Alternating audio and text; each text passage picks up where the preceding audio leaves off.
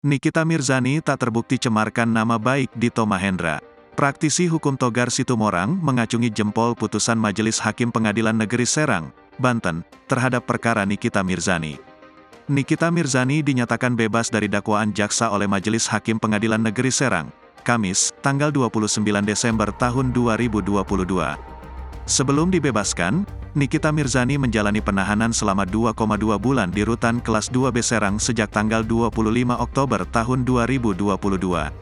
Togar Situmorang menganggap Majelis Hakim Pengadilan Negeri Serang, Banten, telah bijaksana saat memutus bijak kasus Nikita Mirzani. Togar Situmorang mengatakan, aparat hukum seperti polisi sampai kejaksaan seharusnya tidak menyidangkan perkara Nikita Mirzani melawan Dito Mahendra.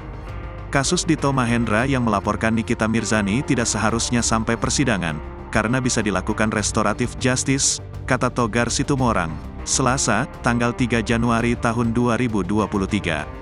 Togar Situmorang mengatakan hal tersebut di akun media sosial Nikita Mirzani yang diunggah Selasa siang. Saat itu Nikita Mirzani disarankan Togar Situmorang untuk melaporkan balik Dito Mahendra. "Saya yakin Nikita akan melaporkan Dito Mahendra," kata Togar Situmorang. Menurutnya, ada banyak pasal yang bisa dipakai Nikita Mirzani untuk menjerat Dito Mahendra.